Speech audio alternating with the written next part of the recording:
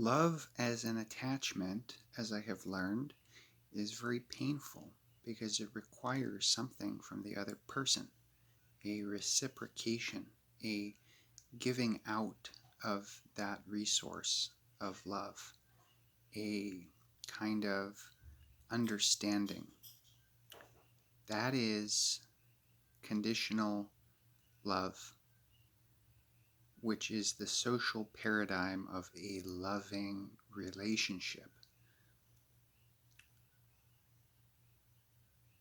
What happens if someone is in a loving relationship and their mind changes? What happens when reality starts to break down because they cannot love what is within their mind and is reflected by what the one that they love says to them, projected like a mirror into their words, which hurts, which experiences pain, which feels ashamed, which feels guilty of being seen that way in that loving relationship.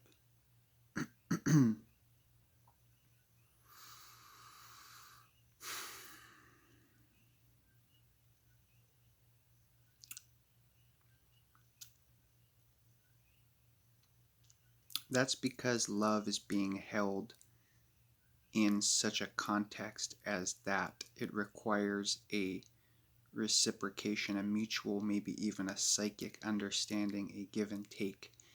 And that is what we get, the average. But unconditional love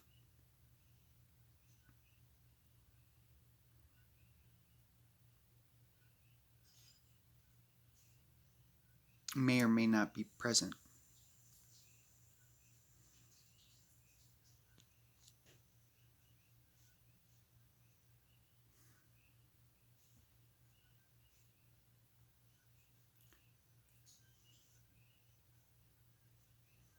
With love, we have vulnerabilities.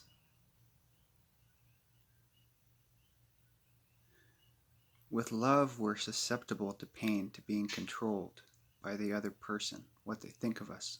We want their validation. We need it. It has a limited time span. It runs out.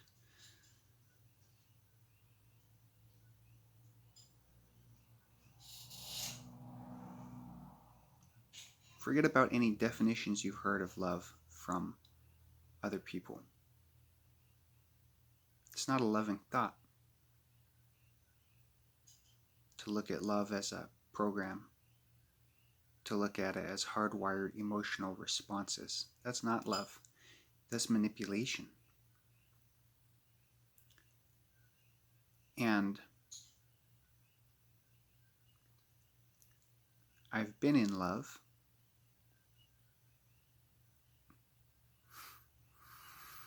And there are many people I love.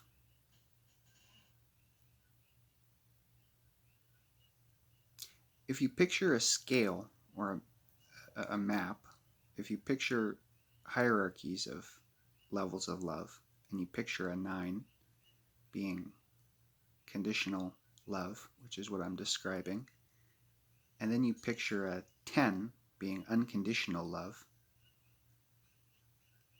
that is the next level of love when it is perfected, which does not experience any of the lower levels that I've described on the scale.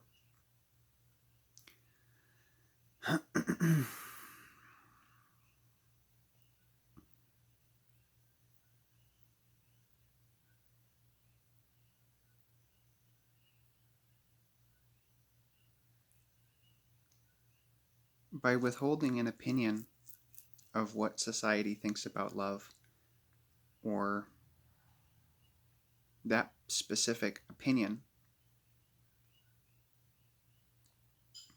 we see that this is all based on causality in interpersonal relationships, which is the source of the misunderstanding about what love actually is. Love is actually a state of being at one with all that is and at one with creation. And it is an experiential awareness where it can manifest in different forms, but it's a context, it's a generality. It's not a specific. So it's not a program. I love you, you love me. We're together, now we're not together. You see, nothing in that context of that program, of that way that a relationship occurs, has anything to do with divinity or reality, because there's not even communication between people on this planet, in this domain.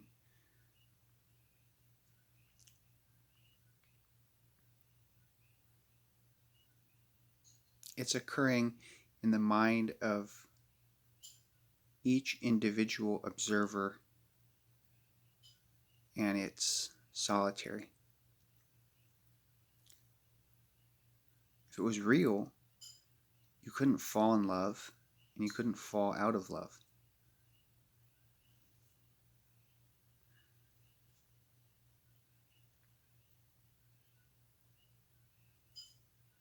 When you reach unconditional love, you move into a into a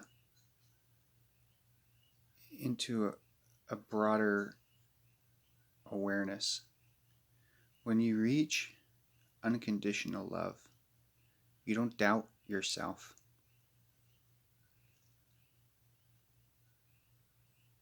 And you don't have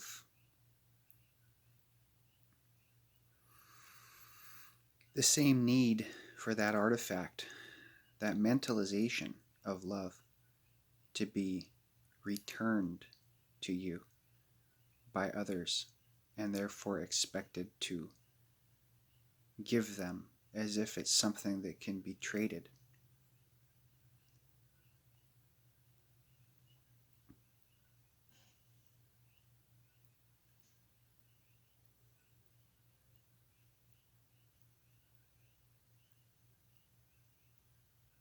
We don't need to claim personal authorship or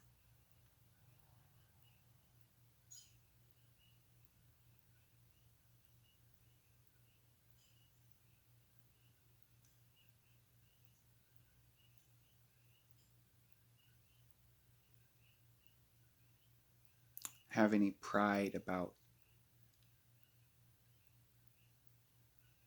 the realization of what is unconditional love from the intellect and from intelligence, because intelligence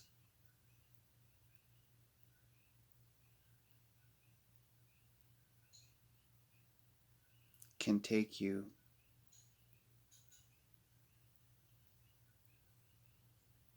to the gate of love.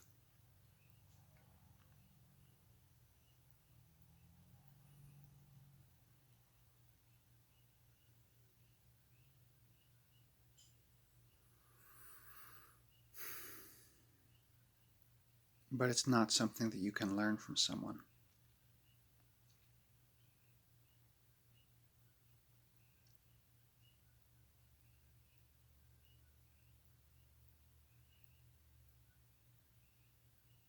There's a inner releasing when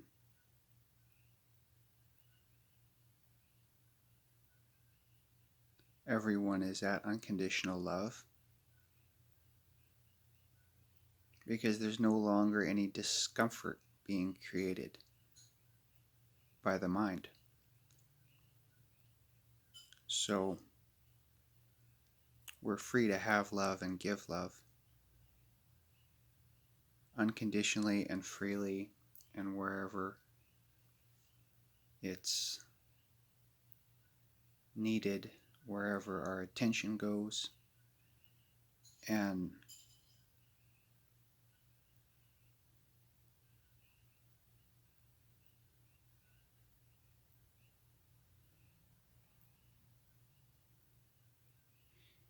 it's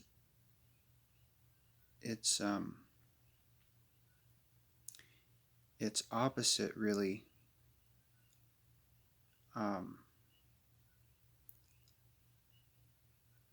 it's opposite is the claim of ownership and authorship of it, because nobody owns love, so you can't, these things that I'm saying cannot be true.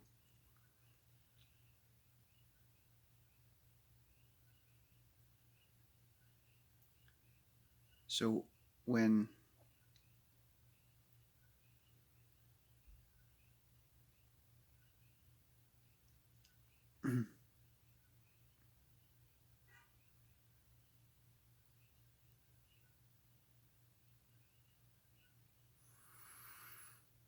when you're under the thumb, under the guidance of guides,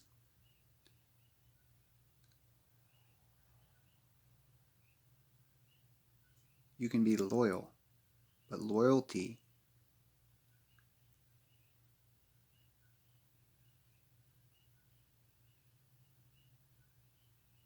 is not the same, and it is much different than possession.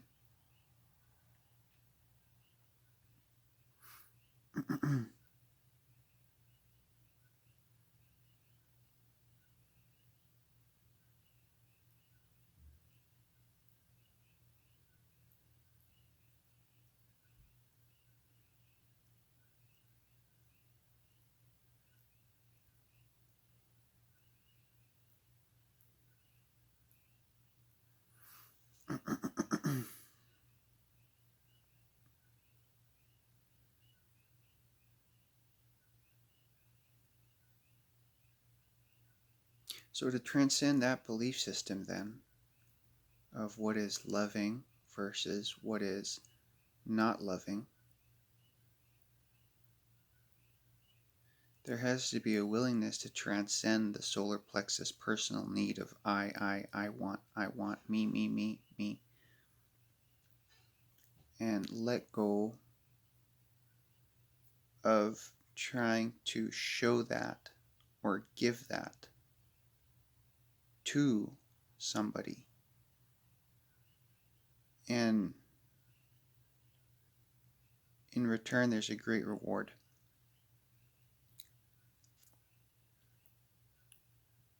Unconditional love is not demanding.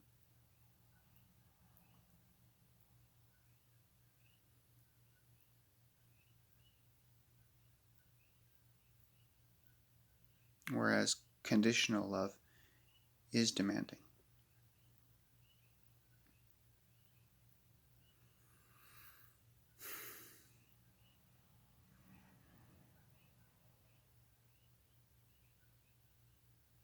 Unconditional love is a state, it's a quality, it's a presence, it's an aspect of divinity, an aspect of God, an aspect of awareness,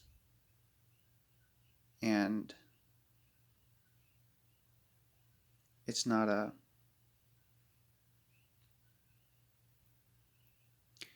commodity, even though it can be expressed through the act of commodifying it as a symbol. It itself is not a symbol.